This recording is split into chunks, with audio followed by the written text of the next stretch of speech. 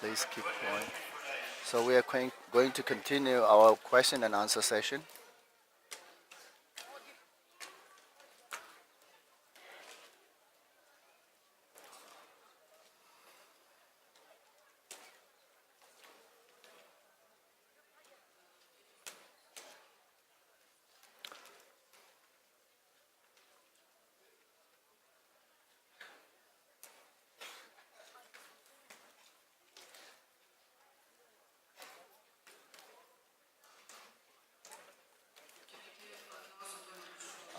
With due respect to Samdor Rinpoche, I have two questions today. The first one is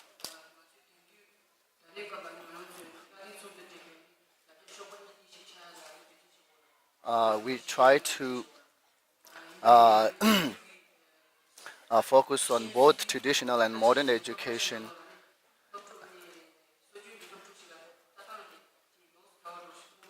and I see some sort of discrimination to this traditional student in our modern schools.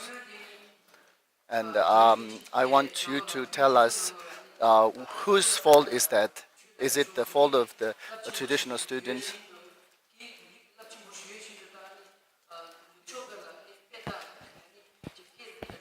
Even though we have a rich culture and a tradition with very deep knowledge of Buddhist philosophy, and still we yet to still we strive to learn uh, modern education and try to copy something that are more modernized. Uh, why is it so?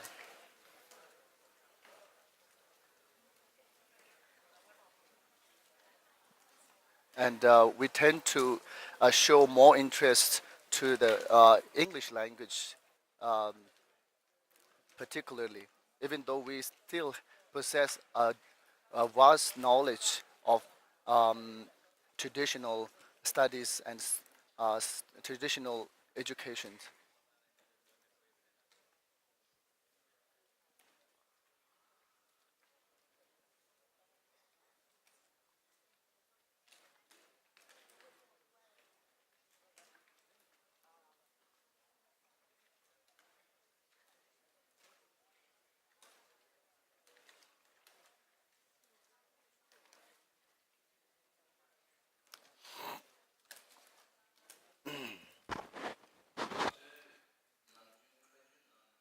Normally, we say we use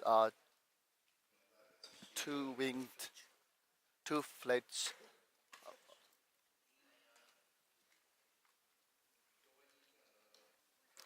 When we there's a say normal expression in our society that it is important to have a double fledged or two wings, one being modern education and another being traditional education. Those who have better knowledge of modern education, as they lack a knowledge on traditional knowledge, even though they um, know Tibetan as language and lacking deep knowledge of the uh, deep understanding of Tibetan traditional studies, as they lack one side of wing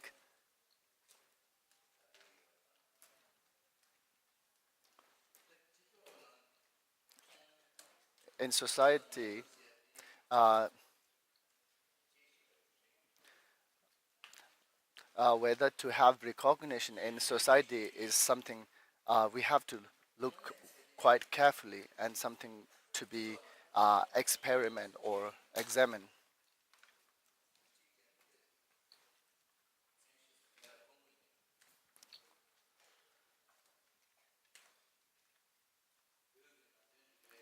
Tibetan Buddhism, there are quite few scholars in the field of Tibetan Buddhist studies. In if if there is such recognition within a Tibetan community for those who uh, who have a large knowledge or deep knowledge of Tibetan traditional knowledge, still in other society, like in Western society, they even ordinary people, uh, they uh, uh, they have recognition in Western societies. People within our community, they are not getting recognition within our community. They are getting recognition and respect from the other communities, such as Western countries, regardless of how deeply they are aware of Tibetan rich tradition.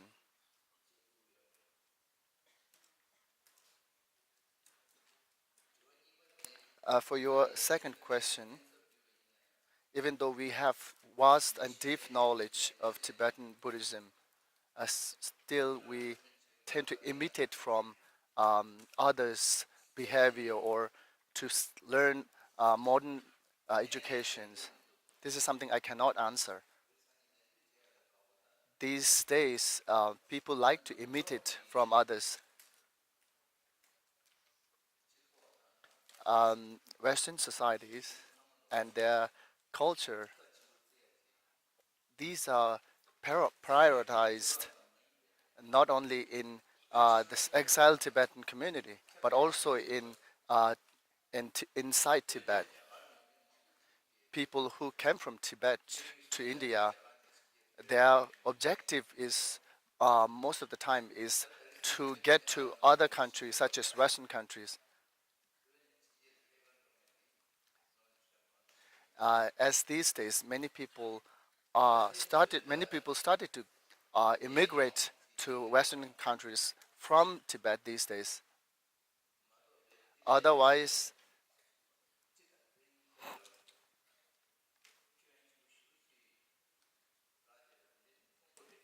and by doing so, it doesn't benefit not only to the individual but also to the society. If you look at this Western countries, people who have deep knowledge of traditional studies, they they are more um, um, um, efficient in many fields, and those who have modern educations seem to be always working in a dishwashing sort of things. In your question, uh, as you say, I see, and for me personally, I don't see there is less recognition for people who have deep knowledge of uh, traditional uh, studies and good recognition for the modern educations.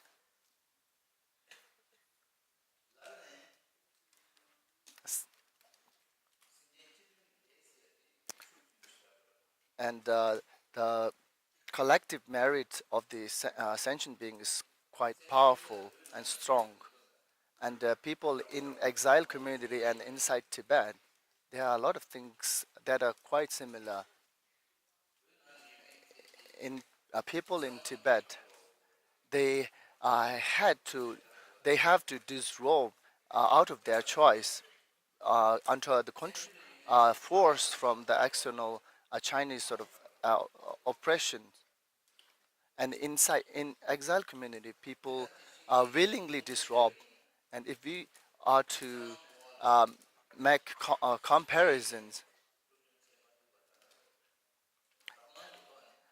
and uh, and uh, and also we can compare the two uh, different aspects, such as people who cannot study traditional studies uh, due to some external force, and people who do not study out of their own choice.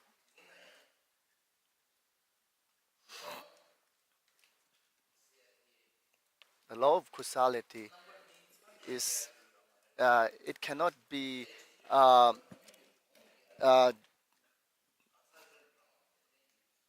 it cannot be changed unless it is fully ripened. Once ripened, it cannot be changed. Or in collective merits, we can see people, some people who are um, um, more uh,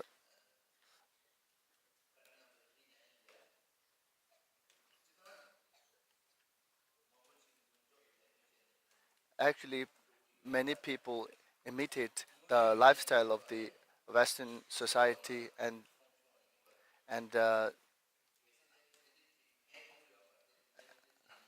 if it is as what you say, but people as an individual they have the right,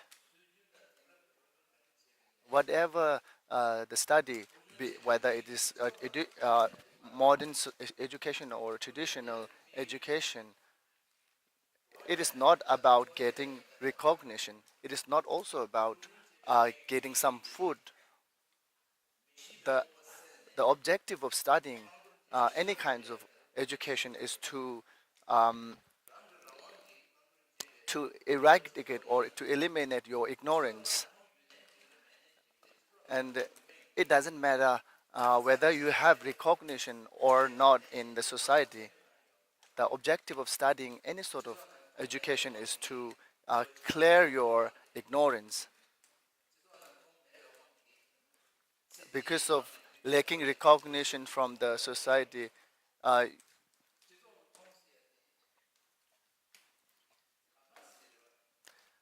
the social recognition is nothing important. It is a part of eight leisures as stated in the Buddhist scriptures, and it does not affect at all um, for the temporary purpose or also for the ultimate purpose.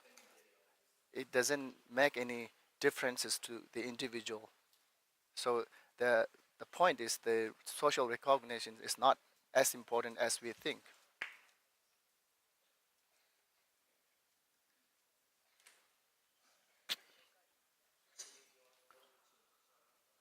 With respect to Samdor Rinpoche, my question is, as we are Buddhist, it is important for us to benefit other sentient beings, uh, t- uh,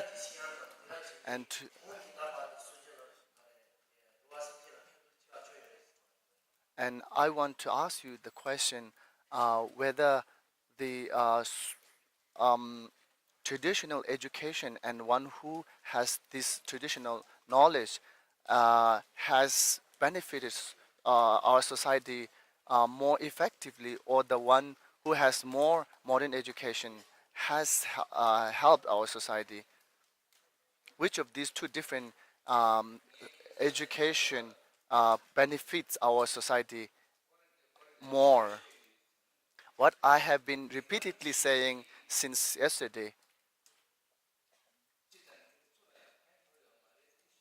I was saying that modern education will never benefit to oneself and to even to the society. And you are asking the question again whether these two different education, um, um, which of these two education help our benefit our society more effectively.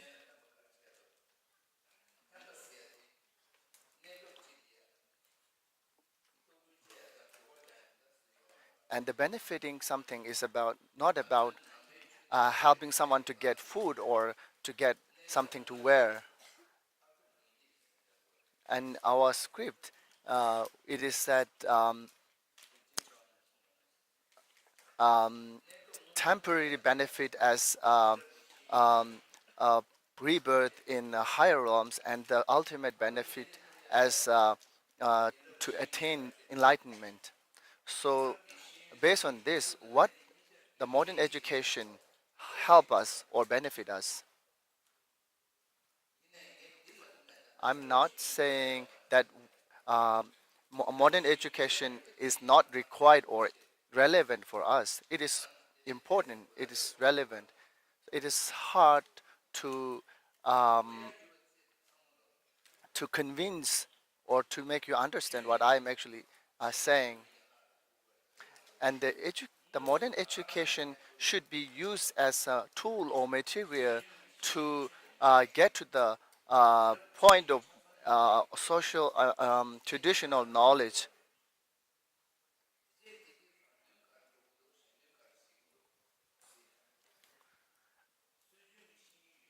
And those who have modern education, what they do in our society, and those who have traditional knowledge, what they do, how they behave, you can just look at them and you know make the comparison.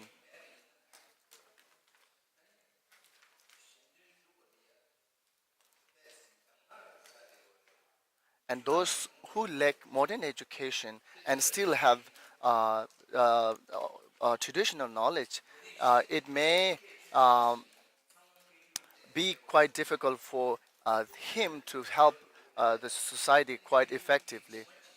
So, uh, so the modern education should be taken as a prerequisite to help more effectively to the society.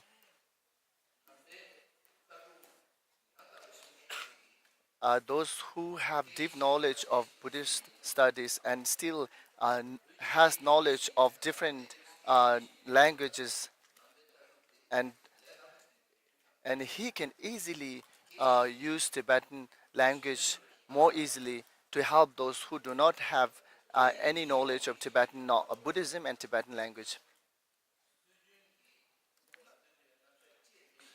Those who do not have any knowledge of Tibetan tradition and Tibetan Buddhism, and and merely through the language, it cannot lead someone to the point of enlightenment. What I am trying to say is mod- only through modern education we cannot help others.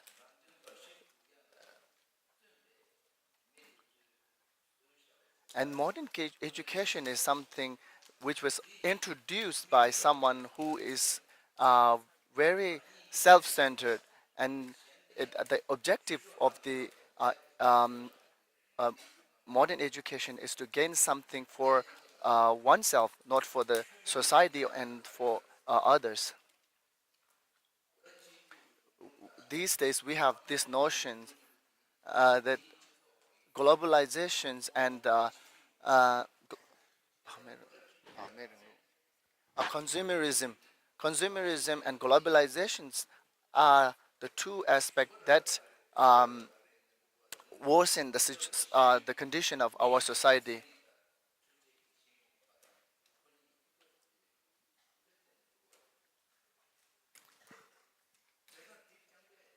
Uh,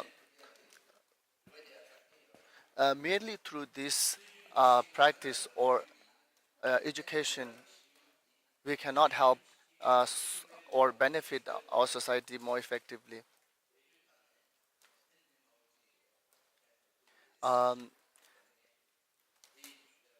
with modern with traditional knowledge and as additional, uh, if one knows modern education, then he can use the modern education as a tool to help or benefit the society more effectively.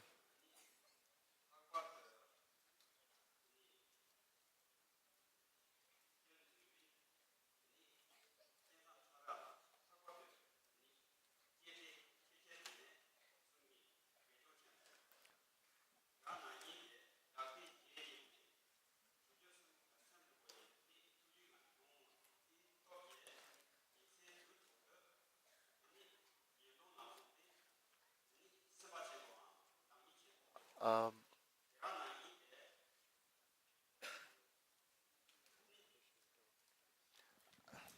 Rinpoche You are a bodhisattva who uh, devote his entire time for the benefit of others and uh, for opening up the eyes of so many people who are ignorant of how to differentiate the good and bad and more wholesome and unwholesome deeds.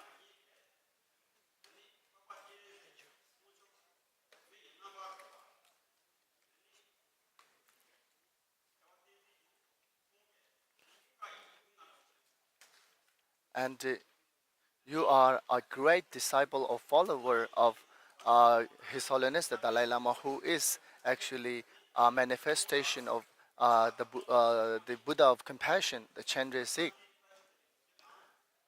And I want to greet all of you with uh, greetings, Tashitale.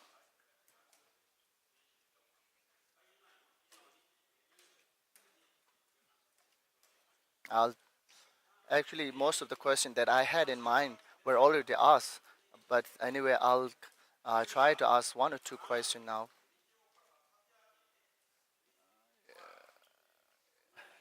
As being an ordinary person, I'm really honored to have this opportunity to ask the question to you.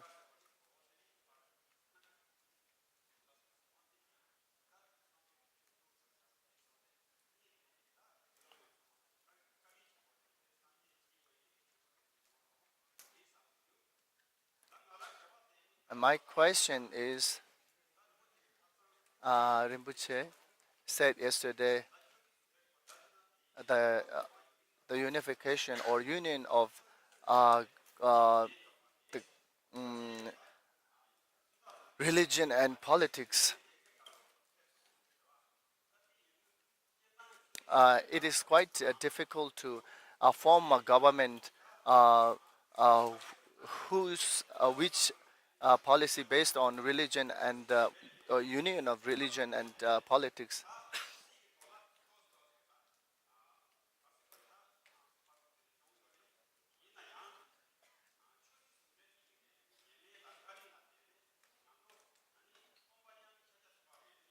Uh,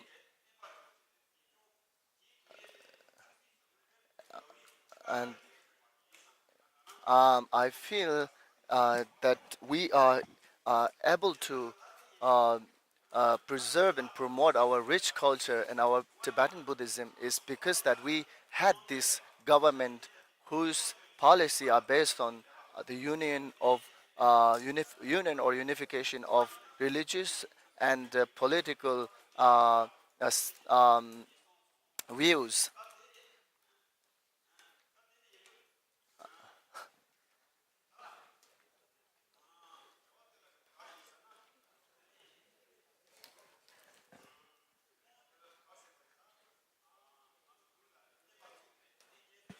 Since Buddhism was introduced in Tibet, and uh, the king Langtama destroyed uh, the Buddhism and many Buddhist side, and and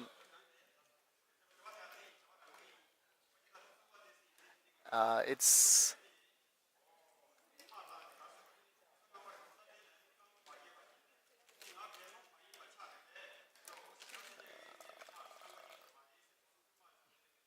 uh, when the Mongolian um, uh, uh, when Mongolian invade Tibet during the reign of fifth Dalai Lama. Uh, Even though His Holiness the fifth Dalai Lama, being a monk, uh, still um, he didn't oppose or stop this the Mongolian war. This is what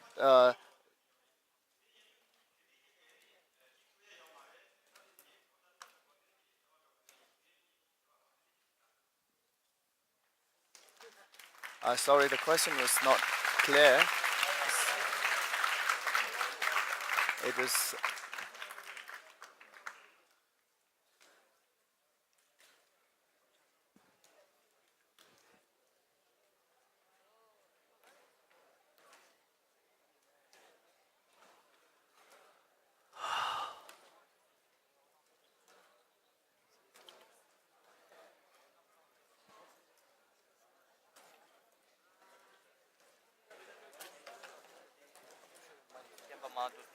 خلاص تودي.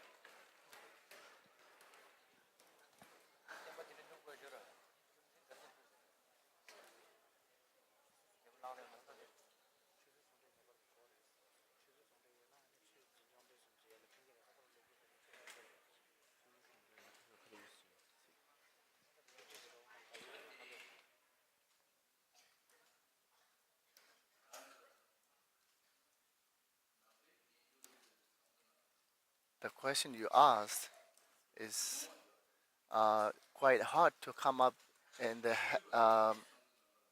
thought of Buddhist monks, and this question really happens to come up to the mind of non-Buddhist um, followers.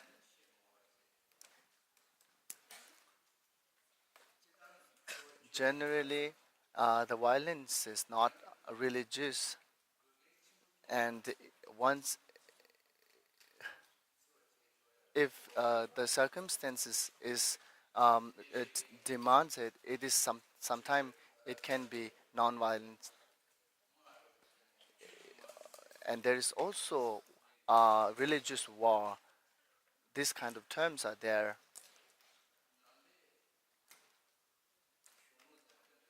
If in Buddhist text,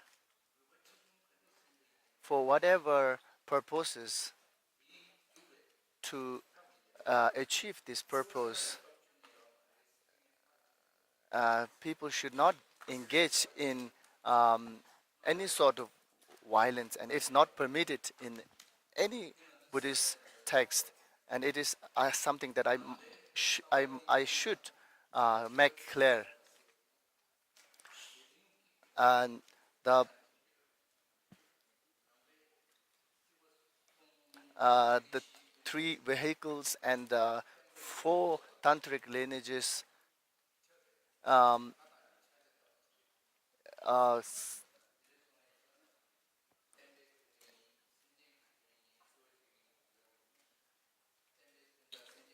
if one says, I'll engage in violence in order to serve uh, the sentient being or to preserve and promote Buddhism, it is always not permissible in whatsoever situation or conditions. So this is something I must make clear um, in, ac- in accordance to the history. Before the formation of Ganden Podang government,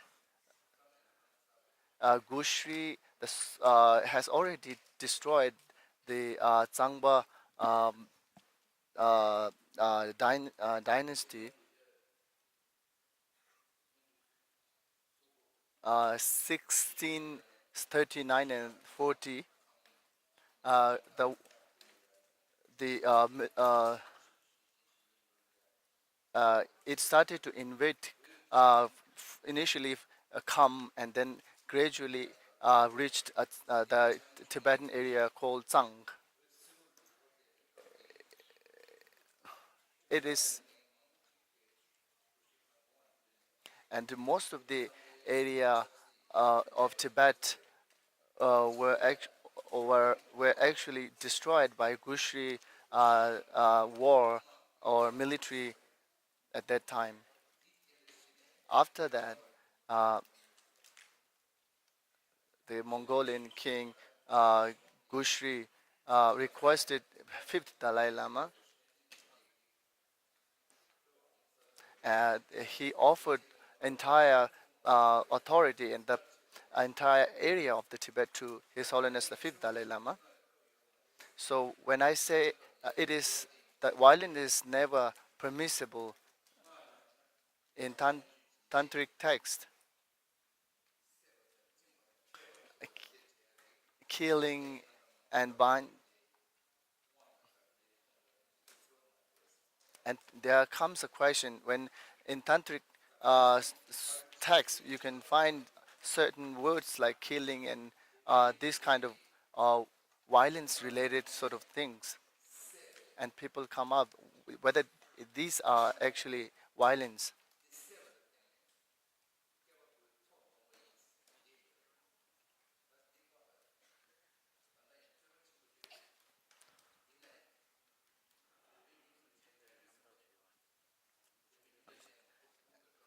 Um, there is a story um, of a sailor who saved, uh, who killed a person in order to save around 500 people while they were uh, traveling on in ocean, and it is said to be non-violent act because it has actually saved more lives than taking a single life.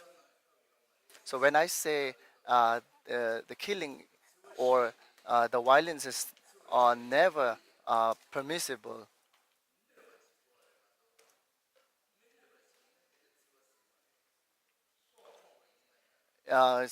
violence is something that harms people, and if it doesn't harm the people, even though you kill someone and it doesn't harm him, it shouldn't have to be violence.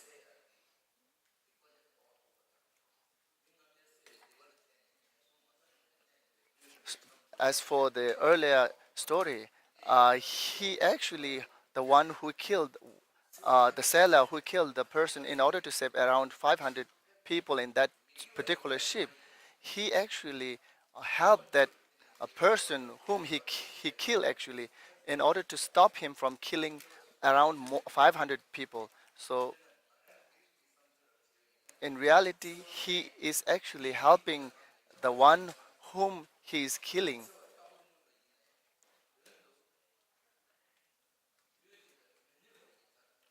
And this kind of act may seem violence from outside, but it is not in reality violence. It is non-violence and non-virtue. In both his motivations, uh, there is no any sense of defilement and um, affliction.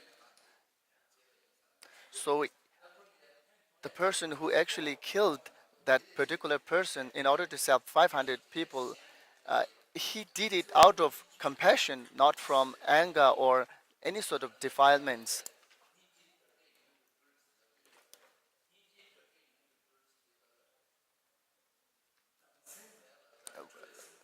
Without having a sense of revenge or anger, uh, without the motivation of any sort of uh, unvirtuous mental factor.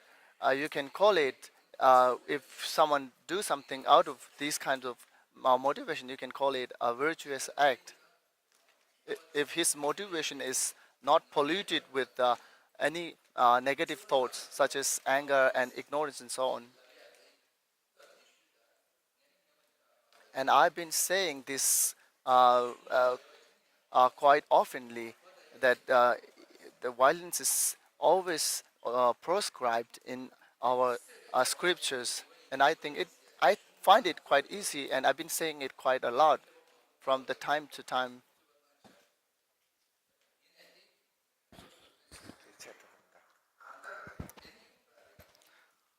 And in some text,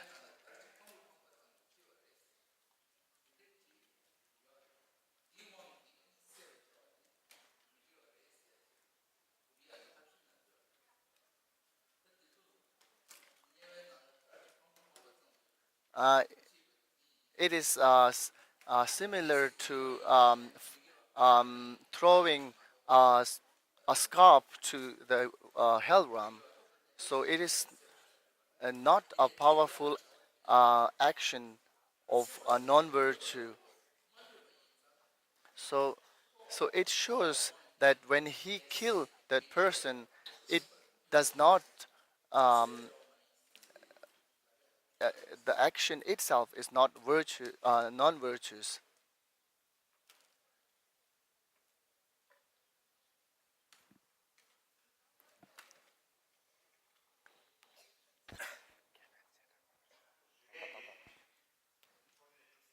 Um, okay, we are going to have break now. Um, I request all the guests to come upstairs to have lunch. So we are going to meet again at 2:30 sharp.